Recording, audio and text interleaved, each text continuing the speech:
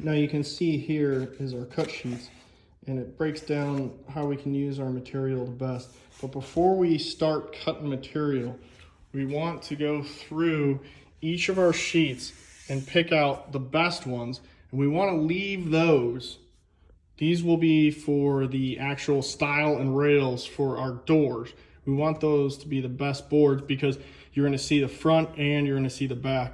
Where the face frames, we're only going to see one side, so we can conceal stuff, you know, like this knot here or something like that on the back side. But also here I broke down what the face frames were going to be so I can mark which piece is going to need the pocket hole. Now after I do that, I separate, so these ones need the pocket hole, and then these ones over here are actually going to receive the screw into them, so you don't want to drill into those. This way you'll save material. But then on top of it, I want a reminder of what side is the bad side that's going to go up against it, because you can see right here, we do not want that on the finished side.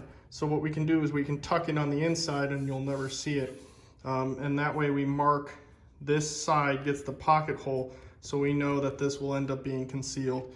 And then you won't end up with either pieces that you can't use in the long run. Now your thicker material, you won't have this issue come up, but as you can see, this is 1.5 inches for my face frames, and I still want to put 2 screws in it, so they have to be kind of tight and close together. Well, if you look at the jig, the way that the holes are spaced out, there's these 2 here that are closer together, and these are the 2 that you want to use. So as long as you line up that edge right here, these will come in pretty close to center on an 1.5 inch piece of material, and then that way you can get 2 screws in and get a nice secure lock.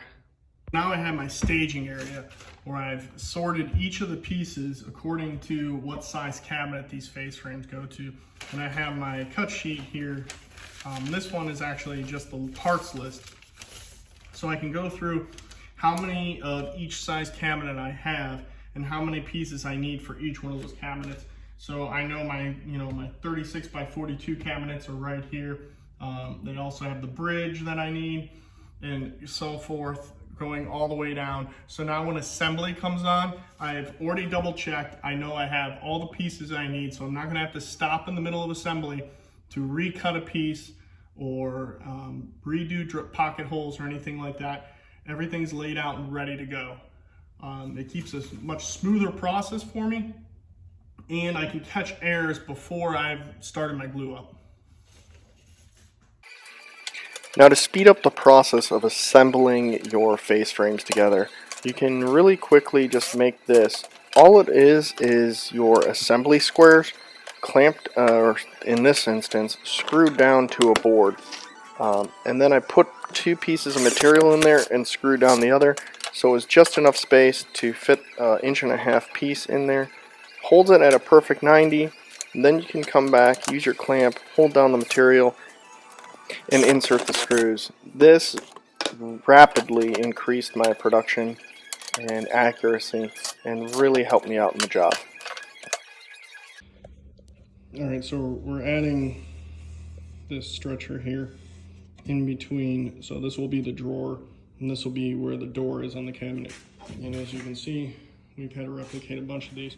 So to help you with that, what we did, we just cut some blocks to 6 inches. And that way you could slide these in here. There we go.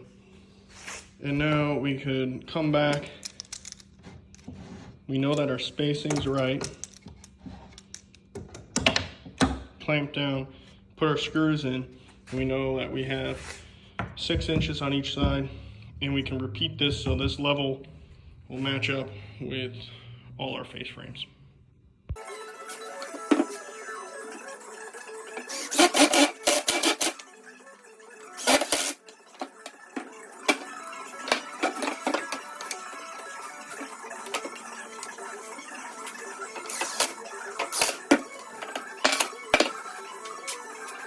All right, well, today is everyone's favorite day of a project.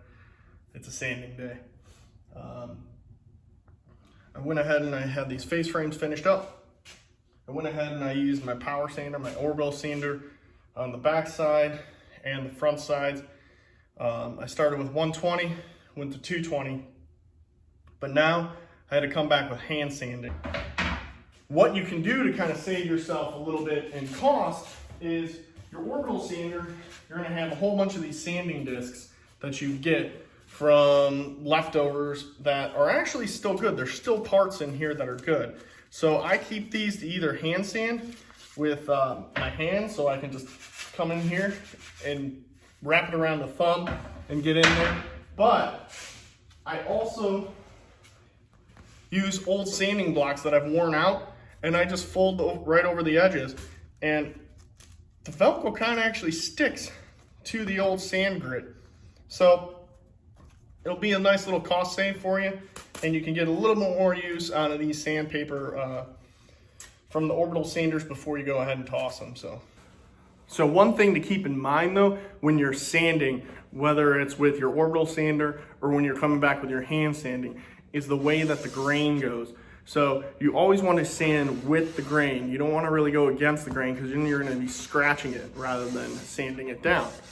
So if you think about how you've created the structure of the face frame, your stiles, the grain's going to be going this way, where your rails, the grain goes across. So as I sand, I want to sand this way when it comes to the stiles, and this way when it comes to the rails. That is also continued on when I come on the inside. I want to come this way with the grain as I'm sanding the inside, and then when I come here, I want to flip and I want to go this way, all right? Not this way. That's a no-no. Well, I want to thank you for sitting through the video, and hopefully you picked up some tips on how you can make a professional looking face frame. Especially when it comes to cabinets. You got drawers and doors that all need to kind of line up all the way across. So hopefully you picked up some quick tips there on how you can make it quick, simple, and accurate. So once again, thank you. If it's your first time here and you liked what you saw, please give us a thumbs up and go over, and if you like it, hit the subscribe button.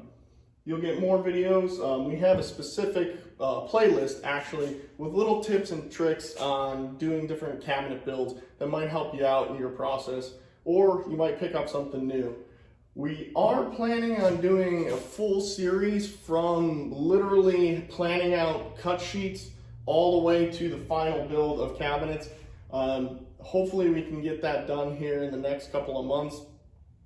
Sometimes work though comes in, and we got to cut back on the videoing just because it kind of slows down the process, and when we need to get things out on a deadline. So, but I do appreciate you guys coming here, and once again, thanks for buzzing by. Now go make yourself some dust.